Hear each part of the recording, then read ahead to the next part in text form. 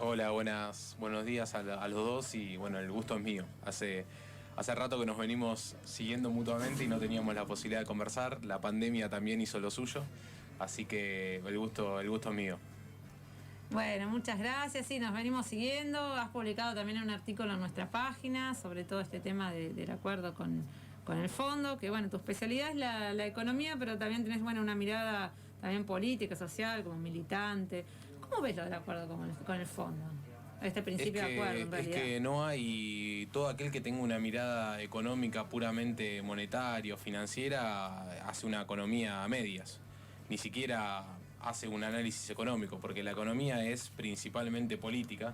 Claro. Y toda política, y a su vez todos esos que se dicen analistas políticos, sí, hablan de las políticas sociales y solamente las cuestiones tácticas, también hacen política media, porque todas las políticas son económicas. No existe separación alguna entre economía y política. Todas las medidas económicas nacen de una medida política y todas las políticas tienen una estructura económica que las hace posibles. Si vos no pensás la economía, no podés cumplir con ningún interés político que tengas. Por eso es funcional al sistema separar economía de política, porque te explican las cuestiones, por ejemplo, como este acuerdo, más que acuerdo, claudicación del gobierno nacional ante el FMI. Sí. Te lo explican desde el punto de vista técnico, te hablan de números, te hablan de déficit fiscal, pero ocultan los intereses políticos que hay detrás de lo que movió a Macri a ejecutar la estafa con el FMI y de este gobierno también a validarla y a ser cómplice de un plan macro que en definitiva busca determinar las políticas internas de la Argentina en un plazo de 14 años. Son 4 años de gracia, parece, y 10 años de pago de cuotas. Son 14 años de pago de cuotas grandes que van a inhabilitar cualquier posibilidad de desarrollo local de la Argentina, porque los pagos son enormes, que van a tener revisiones trimestrales del FMI cogobernando la Argentina, haciendo que se cumpla un ajuste fiscal, que también va a impedir cualquier otra posibilidad que exista de desarrollo, porque ningún país se desarrolla sin un mínimo de déficit fiscal y de emisión monetaria. Entonces lo que hay detrás de esto es que la Argentina mantenga una economía primarizada, que se puedan seguir con la extracción masiva y con la fuga de las riquezas argentinas, y que lo que quede como saldo sea solamente el pago de la deuda. La Argentina, ahora si querés entramos un poquito en el contexto geopolítico. La Argentina está en una condición, por la geopolítica, en una condición excelente para crecer económicamente. Tenemos un crecimiento económico por delante muy grande. Es más, ya lo estamos haciendo porque las exportaciones argentinas aumentaron muchísimo y hay una proyección de alcanzar los 100.000 millones de dólares, que es posible. Porque en un mundo que se empieza a reactivar luego de la pandemia del COVID y un mundo que tiene una característica multipolar, ya no con un bloque único y hegemónico como Estados Unidos y sus aliados, tenemos una capacidad de venderle nuestros productos al mundo como nunca antes, con un precio de las materias primas, los denominados commodities, que está en aumento. La soja está alcanzando los $600. Cuando hablaban del viento de cola de los gobiernos de Néstor y Cristina, ¿ahora qué hay? No hay viento de cola, hay un huracán. Entonces, estamos en un contexto geopolítico que nos va a permitir crecer económicamente muchísimo. Pero crecimiento económico no es desarrollo económico. Crecimiento económico no es igual a desarrollo económico. Cuando aplauden porque se creció 10% en el PBI, eso, ¿no? ¿A cuántas de las familias argentinas nos aumentó el poder adquisitivo en un 10%? Ese punto me parece muy interesante, porque te dicen, por un lado, el gobierno, el relato oficial, se está creciendo los números, sí, pero es como, está esa sensación de que, como decimos, a la persona de a pie, de la familia, ese crecimiento no le llega, no lo ve, ¿no? Al contrario, se le ve que se le hace todo más complicado. Ahora, yo lo que te pregunto, vos que entendés este tema económico, ¿no? Porque había varias posturas, y hay varias posturas incluso dentro del frente, ¿no? De todos, con respecto a qué se tenía que hacer con la deuda que dejó Macri, con la deuda con el FMI. Están los que dicen, bueno, hay que auditar para ver qué es lo que se tiene que pagar. Está este concepto de deuda odiosa también, que es lo que expresaban Soberanos, por ejemplo. Concepto de ver lo que es la deuda odiosa, que es la deuda que no se contrajo. La deuda odiosa es la deuda que no se contrae como por un beneficio del pueblo, sino que son gobiernos, como esto que pasó, que se fugó, ¿no? Pero bueno, para hacerlo más sintético. Y después está, por ejemplo, lo que plantea Guillermo Moreno, que es decir, no, los compromisos los peronistas pagamos, los compromisos se tienen que cumplir, pero bueno, que lo paguen las 1000 familias o que lo paguen los dueños de la pampa húmeda, ¿no? Dentro de eso, o bueno, vos estás en Social 21, ¿qué es lo que plantean o qué es lo que pensás que se tendría que hacer? Pagar, no pagar, ver qué se paga, qué no se paga. En principio hay que tener una definición política sobre la deuda para después saber qué hacer. Tiene que haber una base de sustentación política que nos permita planificar qué hacer en el futuro. La deuda, desde la caída del pacto de Bretton Woods, cuando ya la emisión de la moneda norteamericana, cuando tiene posición dominante de mercado a nivel global y empieza su imperialismo fáctico, ¿no? No solamente de mercado, sino a través de financiando dictaduras o invadiendo países en algunas partes del mundo directamente, la deuda ya no tiene, la emisión de moneda norteamericana no tiene un fundamento ni un respaldo en una moneda. Claro. El único respaldo que tiene es el poder de miedo, de inoculación de miedo y de presión. Antes era el oro, ¿no? Que estaba antes era el oro, y desde el 71 es el Pentágono norteamericano. Es el respaldo de la moneda norteamericana. Ellos emiten libremente y con un arma en la cabeza le dicen a los países del mundo, el precio de la moneda es este. ¿Te gusta? Si no te gusta... Claro, no es que ellos tienen un interés en recuperar esa plata porque la plata la hacen ellos, para que entienda claro el oyente, la plata la fabrican ellos. Entonces la definición política es, no te dan plata porque quieren los intereses, no les importa un carajo los intereses. Quieren que no paguemos. Quieren que no paguemos, te dan plata solo si están completamente seguros de que no le vas a pagar nunca, porque lo que buscan es determinar tus políticas internas. ¿Con qué objetivo? Con el objetivo de que les sigas vendiendo a ellos, que son los países industrializados, ellos y sus aliados, las materias primas sin modificar, sin valor agregado, y luego ellos venderte los productos terminados. Entonces, ¿qué le queda a una economía colonial como la Argentina y como muchos países del mundo? Bueno, una balanza comercial quizás equilibrada, porque se vende la misma cantidad de dólares que lo que compran, pero lo que estás vendiendo no tiene casi... no tiene puestos de trabajo significativos, da mucho trabajo el campo, pero no es significativo como para abastecer al trabajo de todo el pueblo argentino. Y lo que ingresa son productos manufacturados, son bienes finales y tienen millones y millones. Nuestro último estudio dice que estamos importando anualmente 7 millones de puestos de trabajo. Entonces, lo que estamos dejando para la economía argentina es desempleo y falta de desarrollo. Entonces, la primera definición que tenemos que tener es que la deuda, en este sentido, como tiene un interés político, te la tenés que sacar de encima. Si la deuda se puede pagar,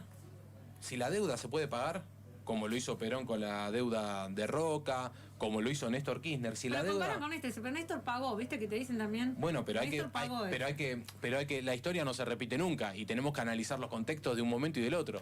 Néstor pagó porque se podía pagar, porque había la cantidad de dólares en el Banco Central. Esta deuda, el FMI, Estados Unidos, aprendió de la experiencia histórica. Fíjense, el imperialismo aprende de las experiencias históricas. En el 55 bombardeó la Plaza de Mayo y financió un gobierno. Y luego, en el 76, no le bastó con eso y mató a toda la base militante. Entonces, el imperialismo aprende y no hace las cosas dos veces igual. Con esta arma financiera de dominación, que es la deuda, les pasó lo mismo. Emprendieron una deuda chica que Néstor Kirchner, con un acto de soberanía política, pagó para librarse del FMI, porque es la definición política que hay que tener, hay que librarse del FMI, y entonces ahora emitieron una deuda sin ningún parámetro histórico para ejemplificar, o sea, una deuda de un tamaño sideral, impagable, para que justamente nunca te la puedas sacar de encima pagando. Es imposible pagarla, no hay posibilidad de pagarla. No existe esa posibilidad, porque ese pensamiento de que la paguen las familias, la oligarquía argentina, también es inviable porque no existe ya oligarquía argentina. La oligarquía argentina no existe, no hay oligarquía en la Argentina. Lo que hay en la Argentina es oligarquía transnacional. Ya no existen las 1000 familias. Claro, pero hay sectores concentrados que tienen una riqueza... Pero no están en el país. No están en el país. No viven en el país y no tienen sus cuentas en el país. Son empresas transnacionales a los cuales a los dueños no les conocemos las caras y viven en otras latitudes del mundo. No sabemos quiénes son. No sabemos quiénes son. A quién sacarle dentro de nuestra distribución del ingreso el suficiente ingreso como para decir, le sacamos de acá, reponemos de acá. Claro, lo que plantea Guillermo, entonces Guillermo plantea algo que era posible. Guillermo es un gran compañero y siempre es una voz respetada y hay que tener en cuenta, pero en mi opinión lo que plantea Guillermo es algo que se podía hacer antes de la transnacionalización de nuestra economía. Desde la década del 90, gracias a Carlos Saúl, todo el poder concentrado de la Argentina pasó de manos de empresarios oligarcas argentinos a manos transnacionales. Los otrora empresarios burgueses y oligarcas de la Argentina vendieron su capital mediante privatizaciones, mediante quiebre, todos a capitales extranjeros. El mismo Paolo Rocco, un ejemplo claro de la oligarquía argentina, un ejemplo claro que eso se traslada a todos, ya no tiene ni siquiera el 10% de sus riquezas en la Argentina. Sus principales riquezas están en Brasil, en Estados Unidos, y su cuenta corriente más grande está en Luxemburgo. Está bueno esto para ubicarnos también en el nuevo contexto, ¿no? Porque si no es muy difícil, uno habla de la oligarquía, ciertos actores políticos que en realidad, bueno, hay que ver, bueno, ¿quién es esa oligarquía? Por ejemplo, estoy pensando en el conflicto que hubo con Lago Escondido, por ejemplo. Ahí tenemos un ejemplo de cómo nuestra tierra no está en nuestras manos. O sea, cómo no podemos pasar por nuestro propio territorio, cómo se permitió. Eso también viene de los 90, cómo encima el poder policial, el poder judicial, el poder político termina respondiendo por ahí un extranjero, y donde, bueno, por eso vimos lo que pasó y nos quedamos. Esto ya es un conflicto que viene hace rato, lo estamos perdiendo todo. Y por eso digo, el tema es no ser funcionales, pero pienso, ¿cómo salimos de esto? De no ser funcionales a un gobierno colonial. Claro, para redondar lo que vos decías, me parece que hay como dos discusiones respecto al FMI, es decir, ese acuerdo jurídico, si se hizo mal y tarde, si realmente Guzmán no logró condiciones ni le encontró la vuelta a esa discusión interna. Y la otra gran discusión, además de la parte jurídica, de que si corresponde o no pagar y de qué forma, es evidentemente si creciendo, aún así se van a poder generar las condiciones para poder pagar ese acuerdo que ya sabemos que es ilegítimo. O sea, en definitiva, dentro del frente de todo, esa es la discusión fundamental que de pronto ahora estamos viendo en enero, que al final fue enero el mes más caliente, digamos, políticamente, porque parecía que iba a ser totalmente frío y al final pasó de todo. Digamos, y acá estamos. O sea, digo, esas dos discusiones, vos decís, las tenés un poco, tenés una opinión de cada una, están enlazadas. Sí, desde nuestra mirada política, lo único que debe prevalecer es el interés nacional. Claro. Y el interés nacional, en este caso, es que te tenés que sacar la deuda de encima. Y si se puede pagar, la pagás, como sea, quemás las naves. Y si no la podés pagar, no la tenés que pagar. Bueno, eso es la consecuencia del default. El tema es... Sí, bueno, entonces... hablemos del default. Bueno, ahí está. Default? Entonces, vamos a plantear las dos alternativas, ¿no? Sí. Por un lado tenés no pagar acordando con el FMI. Porque pagar es imposible pagar. Este gobierno no va a pagar. Lo que va a hacer es no pagar acordando un plan de cogobierno con el FMI que dura 14 años. Esa es la realidad. Porque el FMI le va a dar plata para pagar las cuotas. O sea, el FMI se va a autopagar las cuotas. Pero le garantiza gobernabilidad. Le garantiza la gobernabilidad a Estados Unidos. Entrar en el gobierno. Esa es una opción, que es la opción que plantean los que dicen que hay que pagar, que hay que acordar con el FMI, porque esa es lo real, más allá de lo que después hay una discusión terrible, estamos en una guerra en la negociación, todo mentira. ¿De dónde hay una guerra en la negociación si el FMI lo único que quiere ¿qué sacamos es llegar a un acuerdo? Claro. No le importa nada. Mirá, ¿qué le importa al FMI el déficit fiscal argentino? Nos quieren hacer creer que al FMI le preocupa el déficit primario argentino. No le interesa para nada, si no tiene nada que ver la acumulación de dólares con el déficit fiscal. ¿A quién le quieren hacer creer que al FMI le interesa que vos tengas un ajuste fiscal porque quiere impedir el desarrollo local? Eso es lo único que le interesa. Entonces, por un lado tenés esa opción. Lamentable. ¿Qué consecuencias tiene? Tiene gravísimas consecuencias. Ya lo vivimos. No podés iniciar un plan de desarrollo soberano, vas a poder crecer, sí, económicamente, pero no te vas a poder desarrollar. Ese crecimiento monetario, financiero, no va a tener un correlato en industria, en trabajo y en caída de la pobreza. Bueno, el relato es que ese crecimiento ayuda a pagar la deuda y además de eso a que estemos todos contentos. Digamos, pero si vos pagás la deuda, evidentemente no va a haber mucho contento porque en definitiva... Fíjate que hablan de crecimiento económico y cuando hablan de todos contentos, hablan de el gobierno que va a ponerse el traje de héroe solucionando un problema que dejó Macri y el FMI que no va a meter presión. Entonces, ahí tenés... ¿Y dónde queda Macri también? Porque en realidad estamos la deuda, porque lo primero que una de las promesas de campaña, programas, ¿no? Era, bueno, vamos a investigar la deuda y van a pagar los responsables y se van a hacer responsables. Y mientras uno dice que es chocante para el pueblo, ¿no? Porque mientras estábamos plena negociación, en pleno viendo si íbamos al default, se daba el acuerdo, se cerraba el acuerdo, Macri de vacaciones, sacándose selfies, o sea, sin ningún problema, él paseando por el mundo. Entonces uno dice al final, los que endeudan, ¿cómo puede ser que esa sensación de injusticia, de impunidad, ¿no? Es decir, endeudan el país, nos dejan endeudados por 100 años, porque esto del Frente Todo se repetía. Y no se hizo ninguna auditoría, y ahora están empezando a hacer un acting de una comisión bicameral que va a investigar la deuda. Van a terminar de investigar la deuda en el 2073, cuando ya no tengamos ni bandera. Entonces, esa era una opción, y ahí te vas como que todo queda en lo discursivo, ¿no? Claro. En eslogans, digamos. En eslogans. ¿No? Ahora, el tema es que nosotros tenemos como comunicadores populares, digamos, distinguir eso y decir, bueno, mirá, la deuda es impagable. Efectivamente vos estás planteando un panorama en donde, aunque crezcamos, el negocio no es pagar la deuda, digamos, para el FMI, sino tener injerencia en el proceso de los próximos 15, 20 años de la Argentina, dentro del marco, como hablábamos en el bloque anterior, del G20, digamos, ¿no? Sí, sí. O sea que evidentemente acá hay otra cosa detrás, y que el público común no lo logra entender porque ni siquiera, no es de acceso común también decir, che, pero alguien leyó el contrato, la letra fina de lo que es un acuerdo de Estado, lo que firmó Macri, y además eso, porque en definitiva también no va a haber discusión digamos, de cómo vamos a negociar, si en definitiva lo que se va a votar no es modificable, digamos. Eso también es otro tema que la gente común no comprende. Y digo, y vos que quedamos afuera, pero sí sufrimos las consecuencias, decimos. La Argentina es una patria tan rica, que si se propone pagar la deuda, aunque sea un monto sideral, lo va a poder hacer.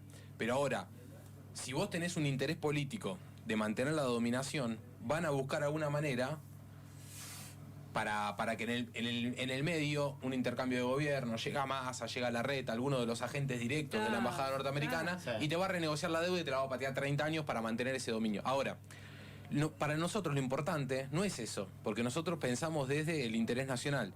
Entonces, para nosotros lo grave de esa situación de no pagar acordando, esto hay que ser claro, es no pagar acordando, es que va a gobernar Estados Unidos, que es el principal interesado en que la Argentina no se desarrolle. No nos importa el crecimiento económico así para unos pocos, si no volvemos a la Argentina de principio del siglo XX, donde era económicamente enorme, pero era socialmente terriblemente injusta. A veces siento que como que si entonces, que volvamos a la década de infarto. Ese es el modelo. Ese es el modelo sajón para las colonias. Claro. Sí, que antes que no tenías ni para claro, ese es el comer, modelo, ese es el modelo sajón para las colonias, que antes lo encarnaba Inglaterra como imperio mundial y que ahora lo encarna Estados Unidos desde, por lo menos acá en nuestras latitudes, desde 1976, donde ingresaron mediante a la Argentina a sangre y fuego, matando a toda la base militante, y en distintos países de la patria grande lo mismo. Ahora, ¿qué es lo que nosotros, entonces, la conclusión que tenemos desde el interés nacional? La deuda no te tenés que ni sentar a negociarla, no tenés que validarla, no tenés que pagar la primer cuota. ¿Y por qué fundamentamos esto? Y bueno, lo primero que te dicen todos es, uy, pero ¿eso qué consecuencias tendría? Va a tener unas consecuencias terriblemente difíciles. No pagar la deuda, enfrentar el conflicto, enfrentar a Estados Unidos, enfrentar al enemigo de todo el pueblo argentino. Va a tener terribles consecuencias y conflictos, pero siempre esas consecuencias y esos conflictos van a ser mucho más leves que estar cogobernado por aquel que te quiere ver morir de hambre, que quiere seguir viendo como en una patria rica y llena de alimentos los pibes se mueren de hambre en la calle. Siempre, cualquier consecuencia de enfrentar el conflicto es mejor que no enfrentarlo. Esto nos lo demuestra la historia argentina, cómo estábamos antes de la batalla libertadora de San Martín con los españoles, cómo estábamos antes de Vuelta Obligado con Rosas, cómo estábamos antes de que Irigoyen cree YPF, cómo estábamos antes de que Perón se enfrente en Braden o Perón poniendo en la mesa a Estados Unidos como el enemigo de la patria. ¿Cómo estábamos antes de que se enfrenten esos grandes conflictos que, claro, dejaron muchas dificultades, dejaron muertos, dejaron guerras en algunos casos, dejaron invasiones más que guerras? ¿Estamos preparados hoy? Pues yo estoy de acuerdo con lo que vos planteás, estoy totalmente de acuerdo. ¿Estamos preparados para atravesar eso? ¿Estamos dispuestos a pasar por eso? Yo creo que hay un pueblo que está dispuesto, hay un pueblo que si lo convocás, pero tiene que haber primero una decisión política. Ahí está. Tiene y ahí que- viene no el puede- otro tema que es porque también el cuadro está, político. también está en eso siempre una traba que se pone a este discurso de enfrentar el conflicto, que dicen, bueno, pero el pueblo argentino no está culturalmente preparado ni está pidiendo eso, pero nunca en la historia argentina el pueblo pidió algo antes de que suceda. Nunca. Todos los movimientos históricos se dieron después de unos iniciales y fundamentales procesos políticos. No existía el peronismo antes de que Perón revolucione desde la política. Claro, fue el don. Primero son las decisiones políticas y las acciones políticas. Primero es la voluntad política. Primero es el acto de la política. Y luego es el cambio cultural. Luego es el apoyo popular. Néstor Kirchner asume con un 22% de los votos. Y sus acciones políticas hicieron que eso después se traduzca en un 55%. Claro. Lo mismo que la inacción política del 55% hizo que después pierdas las elecciones con Macri, ¿no? Entonces son las acciones o las inacciones políticas las que despiertan o adormecen el interés popular y el apoyo popular. La correlación de fuerzas es una consecuencia, no es una causa. Vos no podés hacer o no hacer cosas por la correlación de fuerzas. Vos tenés que hacer cosas para cambiar la correlación de fuerzas. Estas cosas la dan vuelta, sistemáticamente las dan vuelta para confundirnos, para hacernos creer que este es el único destino posible para nuestra patria y que este es el único destino posible. Y es más, nos dicen que nuestro pueblo así lo quiere, porque no hace nada. No, primero tiene que estar la acción política. Entonces, va a haber dificultades de no pagar. Va a haber dificultades. ¿Qué dificultades va a haber? Y bueno, vas a tener uno de los bloques, uno de los polos Nos pone el mundo en contra. comerciales del mundo en contra. Entonces vas a tener complicaciones para importar algún tipo de productos, vas a tener que ir a buscar otro mercado. Es que, por ejemplo, lo que se transmite en discusiones militantes, micro, ¿no? Uno dice...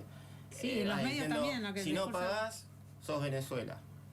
Sí. 2000% de inflación, bloqueo, ¿no? Digamos, por eso también dicen no está preparado el pueblo argentino para estar en esas condiciones, digamos, de fricción con el imperio norteamericano. Ahora, si nosotros decimos, bueno, pero la discusión nuestra es pagar, pero saber pagar, porque el peronismo de alguna manera siempre supo cómo, digamos, obviamente por supuesto, vos ahí estás diciendo hubo fricción.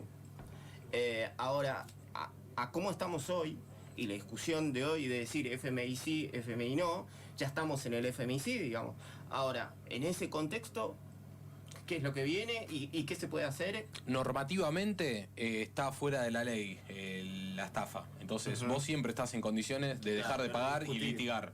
Claro. Porque rompió los estatutos del FMI, Totalmente. rompe la condición de deuda soberana. No es una deuda soberana No. porque no se utilizó para beneficio Ahí del sí la discusión pueblo. permanente. Una deuda- No hay ninguna prueba de que odiosa. uno de esos dólares Claro. haya ido al Ni desarrollo. para un camino, ni para una ruta, ni para Entonces- una escuela, ni para Claro, ni siquiera nada. está en Entonces Argentina. Claro, es ilegal. Eso no prescribe. En cualquier momento del puede transcurso de la plantear. deuda vos podés litigar. Entonces, me parece a mí que todas esas discusiones y eso son más excusas que fundamentos. Porque lo que quieren decirnos es, bueno, ya está, la vamos a pagar. Ese conflicto, hay muchos que están interesados en que se acuerde con el FMI porque tienen negocios con las importaciones y no quieren tener problemas. Pero tiene que estar primero el interés nacional siempre. Por eso es la primera decisión política, es no tenemos que sacar de encima esta deuda y tenemos que hacer prevalecer el interés nacional. ¿Qué conflicto vamos a tener? Bueno, vamos a tener un bloqueo parcial al cual nosotros vamos a enfrentar de una mucho mejor manera que lo que pueda llegar a ser Venezuela o Cuba. Claro. Primero, porque la Argentina tiene experiencia industrial. Venezuela, antes de Chávez, ahora produce algo, muy poco, pero antes de Chávez no producía ni un escarbadiente. Antes de Chávez, Venezuela no producía más nada que lo que salía naturalmente de la tierra. Claro. Entonces, la Argentina ha producido buques de gran porte, satélites, aviones de los mejores de la historia del mundo, los mejores autos del mundo en su momento. La Argentina tiene historia industrial, capacidad técnica e infraestructura. Tal cual. Entonces no Bueno, podemos podríamos nunca, hacer cualquiera que te compare con Venezuela, lo que te está haciendo es querer llevarte la discusión a, bueno, entonces acordemos. Claro. Es una- Fíjame acá. Es algo que hay que desbarrancarlo porque está envenenado ese fundamento de compararnos con Venezuela o Cuba. La Argentina es una patria industrial. Entonces nosotros no vamos a tener nunca problema de desabastecimiento en cuestiones básicas. Nunca lo vamos a tener. Aparte somos una patria enormemente rica por lo cual siempre El vamos a país tener... más extenso del mundo, con todos los climas, con todos los recursos. Hace 30 años que nuestras exportaciones Tenemos que ser potencia vienen nosotros, aumentando con los año a año sideralmente. Entonces nunca vamos a tener falta de divisas para comprarle, más en este contexto geopolítico multipolar, cualquier producto que nos haga falta en el transcurso hacia la industrialización total a cualquier país del mundo. Bueno, Indonesia, Irán, Rusia, China, países de la Unión Europea ya no están alineados con Estados Unidos. Claro. Este es un mundo que está Claro, pero no estamos aprovechando. dispuesto a que No lo vos estamos aproveches aprovechando. Hay otras voces. y traduzcas Claro. el desarrollo económico, el crecimiento económico es algo que va a suceder, que está sucediendo y va a suceder. Es inevitable. Es por casi características argentinas. casi si sos tan muy cipayo y querés que la Argentina no crezca, aún de casualidad la Argentina va a crecer. Va a crecer. Porque el Claro, mundo claro. aumenta, Por defecto. aumenta porque el mundo está aumentando el valor de las materias primas,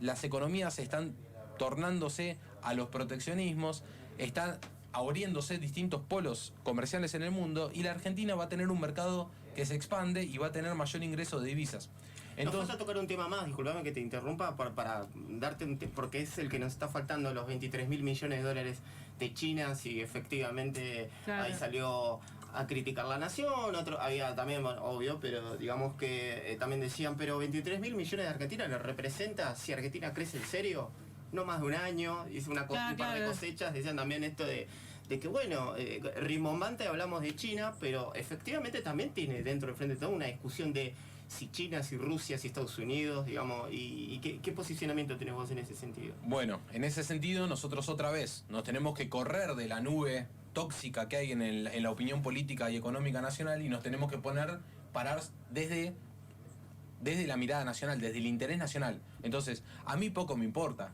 si la bandera es rusa, china, vietnamita, si es inglesa sí me importa, pero si es española, poco me importa. Lo que nos tiene que interesar es con qué orientación, con qué sentido Claro. político nosotros ingresamos en la negociación. Si nos preguntan, decimos, bueno, el ingreso a la ruta de la seda y el ingreso de inversiones chinas, si es para transferencia de tecnología y si es parte de un proceso de desarrollo económico industrial de la patria, y si el ingreso a la ruta de la seda va a permitir que la Argentina coloque productos industrializados y que le permita obtener divisas para luego comprar bienes de capital y que sirvan al proceso de industrialización, yo te digo, hay que ir a la ruta de la seda, está bueno, porque se puede utilizar para beneficios de la patria. Sí, sí, sí. Ahora, si nosotros vamos a ingresar a la ruta de la seda, como ingresamos a la globalización de la mano de Estados Unidos, como netamente exportadores de materia primas y compradores cereales de productos manufacturados, la ruta de la seda va a ser una nueva vía importadora y una nueva vena abierta de nuestra patria para fugar riquezas y recursos naturales. Esto de cambiar de collar y de seguir Claro, siendo perro. vamos a cambiar de collar y seguimos siendo perros. En el 2004 también hubo un anuncio, no sé si se Claro. acuerdan, de que venían inversiones chinas, ¿no? Y que eso se Sí, iba a traducir en sí, desarrollo, sí. y que después quedó un poco suspendido en el aire de qué nivel de impacto tuvo eso. Al menos el kirchnerismo de esa época como que le dejó de prestar importancia. Vieron que estamos viendo como una agenda que se dice una cosa y después se deja de observar si ese evento político efectivamente tuvo... Sí, efectivamente, claro. o fue simplemente relato, o simplemente se ve en 20, 30 años, digamos, esto es lo de los 23.000 millones de dólares de... Hay que analizarlo desde el interés nacional, entonces hay que... Claro, es como el tamiz, ¿no? Así, esto nos sirve para nuestro interés Claro, nacional, para hay nuestro que- desarrollo, ¿en qué nos beneficia a nosotros? Hay que ver si sirve al desarrollo. ¿Cuál es Sí, el sí. interés nacional? El interés nacional es volver a una patria industrializada. ¿Por qué? Porque la única grieta, la antinomia de la historia argentina, siempre estuvo en dos lugares. Uno, el lugar de aquellos cipayos o poderes extranjeros o los imperios de turno que quieren siempre que la Argentina permanezca con una economía primarizada, rentística, que no se desarrolle. ¿Para qué? Otra vez, sacar los recursos naturales y poder mantener el trabajo cautivo en sus países, que es lo que verdaderamente genera riqueza. No genera riqueza sacar un producto del suelo, genera riqueza luego elaborar ese producto. Entonces, eso se lo quedan los países centrales, los imperios de cada uno de los momentos históricos. Pasó con España, pasó con Francia, con Inglaterra y ahora con Estados Unidos, en la historia argentina. Y del otro lado está el interés nacional. el modelo de desarrollo nacional, ¿qué es lo que quiere? Utilizar sus recursos naturales, sus riquezas naturales, para producir valor agregado, industrializar la patria y conservar el trabajo para los argentinos y no para beneficio extranjero. Entonces, la grieta de la historia argentina se puede resumir en colonia primarizada y dependiente, o patria industrializada, soberana y socialmente justa. Esos dos, sí, es mirado de esos dos, con ese foco, nosotros tenemos que evaluar al acuerdo que se haga con China, hacia dónde está enfocado. La primer noticia que tuvimos ya es desalentadora.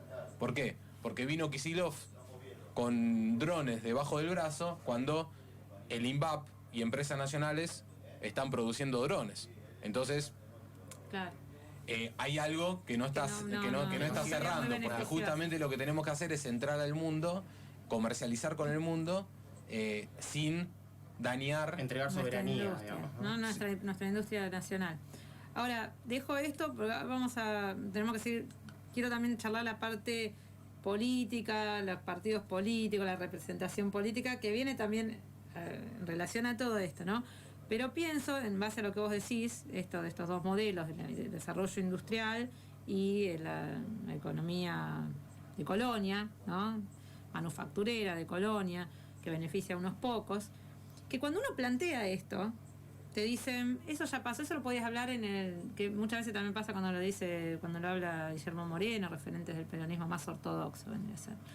Te dicen, pero eso ya estamos en otro mundo, el mundo cambió, ahora el trabajo es otro. Se habla de esto del fin del trabajo tal como lo conocemos, por la tecnología, por el desarrollo tecnológico, de la informática, que ya, por ejemplo, o sea, antes por ahí no se precisabas 10 trabajadores para hacer tal cosa, ahora con uno alcanza, con un robot alcanza. Por eso está este debate de la renta básica universal. Te dicen, el mundo es otro, ¿no?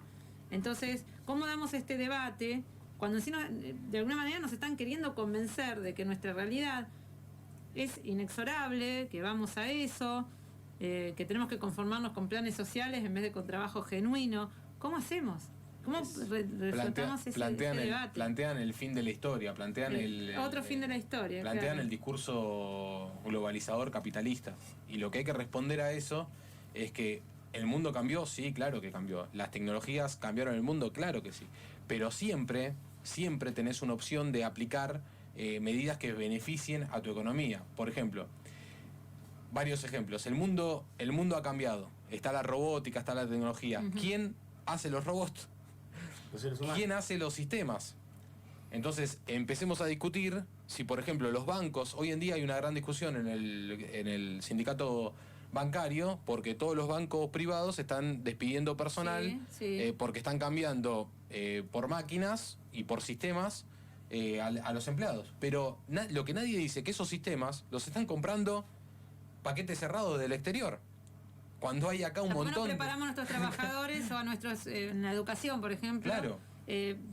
Porque la verdad nuestra educación está totalmente desfasada y ya tendríamos que nuestros chicos ya prepararlos para que entiendan el sistema, que se especialicen en esas áreas que por ahí es lo que más se va a necesitar. Ese es un punto de respuesta. Y otro punto de respuesta es que todavía en el mundo, a pesar de los grandes cambios tecnológicos que siempre nos lo tienen acá como un pajarito en el oído diciéndonos, todavía sigue habiendo un montón de actividades, mano de obra intensivas, como la industria automotriz, que sigue siendo mano de obra intensiva. Toyota tiene fábricas con 200.000 trabajadores. Sigue habiendo mano de obra intensiva en la industria textil e indumentaria. Sigue habiendo mano de obra intensiva en la fabricación de juguetes. Sigue habiendo mano de obra intensiva en un montón de productos de laboratorios. Y todos esos productos la Argentina nos importa. Tenemos una posibilidad de sustitución de importaciones si verdaderamente gobernáramos desde una mirada nacional, con una protección del mercado interno, con una administración nacional del comercio exterior. Tenemos un horizonte de nacionalización de mano de obra, aún con los cambios de tecnología que hay en el mundo, aún solamente de industria liviana, superior a 3 millones de puestos de trabajo, que son industria automotriz, de autopartes, juguetes, textil e indumentaria, plásticos y cauchos. Importamos hasta cartón en la Argentina. Entonces, esos fundamentos son válidos para un país que ya tiene pleno empleo y que está preguntándose y que tiene un desarrollo industrial y se está preguntando cómo vamos a hacer para con el aumento de la tecnología seguirle dando de trabajo a aquellos que nazcan ahora.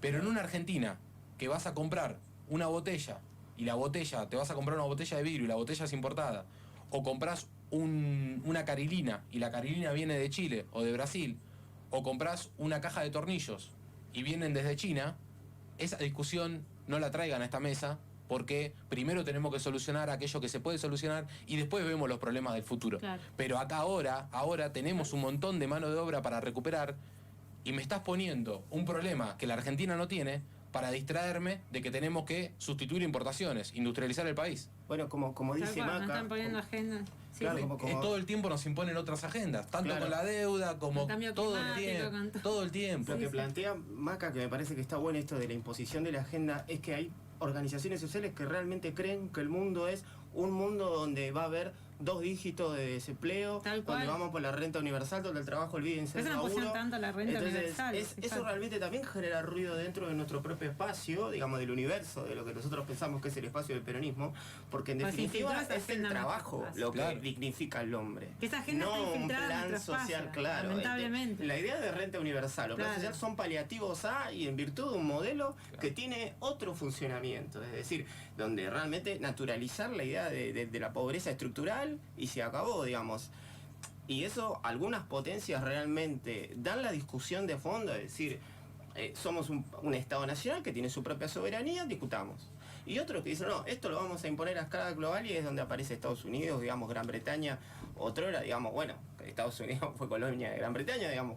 O sea, en ese sentido, Argentina tiene muchas condiciones como para rediscutir un plan propio de desarrollo totalmente soberano. Ahora, el problema es que realmente dentro del frente de todo vemos que hay voces muy, muy diferentes y que eso provoca muchísima confusión en la formación de los compañeros militantes. Sí, que este tema de la renta básica universal o asignación universal, como le quieran poner, es algo que tiene quórum. ¿Por qué? Porque aquellos que están representando a los más necesitados de nuestra patria dicen, sí, denle algo a nuestra gente porque se está muriendo de hambre, tienen razón. Sí. Y aquellos que son funcionales, que son la cúpula, que son Claro, funcionales al imperialismo, claro. te dicen, sí, démosle algo, porque ¿qué buscan? Que se acostumbren a decir. Buscan naturalizar, consolidar una pobreza mayoritaria en la Argentina para que esa masa Porque se acomodaron que tiene ya ahí. potencial Claro. revolucionario, Sí, porque uno que sí. se mantenga adormecida. Entonces Tal cual. buscan, y la otra parte te dice, sí, démosle algo porque estamos desesperados y tenemos todos los Claro. días a la gente Claro. que nos está pidiendo y ustedes no le bajan alimentos, dice. Bueno, ahora, ¿qué decimos nosotros? Hay que estar siempre en una posición que no te aleje de la realidad en la que está sufriendo Tampoco puede ser que nuestro no le den pueblo. los alimentos porque No los podemos, necesitan. no podemos Entonces, nosotros, ahí no viene. podemos nosotros Claro. y esa es la trampa en la que nos meten, porque nosotros no podemos ponernos en contra de la renta básica universal. Nosotros no podemos decir, está mal la renta básica universal. Lo tienen No, que sacar todos los comedores. El tema es cuando No. vos vas a militar y la militancia se trata de, bueno, a ver, vos tenés el comedor, vos pones y vos decís, y si eso es la política, si la política es administrar comedores y estar discutiendo a quién se le va a llevar la leche, y Sí. te sentís como... somos la Iglesia Católica. Claro. Pero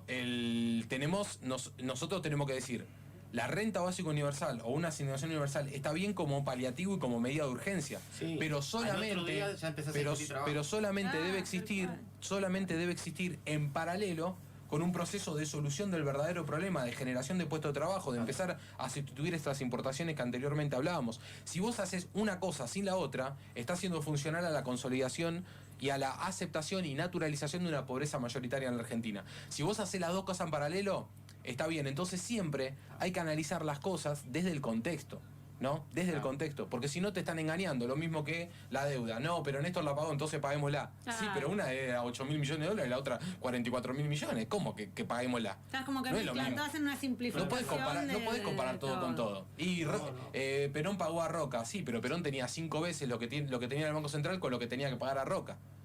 Claro, bueno, de Parece una Néstor lo mismo, mezcolanza ya tenía de- superávit gemelo, digamos, Claro, tenía una claro, más o menos claro. una economía que funcionaba. Hoy está No se en otro pueden, contexto. eso no se puede hacer, no se puede comparar como con ejemplos históricos para tomar decisiones actuales. Sí se puede traer la mirada nacional, la mirada patriótica de cada uno, Claro. cuál es el Sí. objetivo, Sí. cuál es el sentido político nunca cambia. El sentido político de San Martín, el de Rosas, el de Irigoyen, el de Perón, siempre fueron los mismos sentidos políticos. Lo que cambia son las formas la metodología, lo táctico, lo estratégico siempre es parecido, pero no podés comparar cosas tácticas de 50 años de 50 años de diferencia. Eso es una trampa. Bien, bueno, el debate la verdad que está más que interesante, tenemos un montón de mensajes. Ahora vamos a hacer un corte y vamos a seguir charlando, vamos a meternos en la parte política, en la Social 21, lo que plantean, en cómo ves el frente de todos, soberanos. Bueno, qué opciones políticas tenemos y cómo nos vamos representando ante estas realidades, cómo la vamos plasmando en lo político, ¿no? Y en esto que se habla de un surgimiento de la antipolítica, que lo venimos charlando en los bloques anteriores. Voy a leer unos mensajitos que nos están llevando por Facebook Live.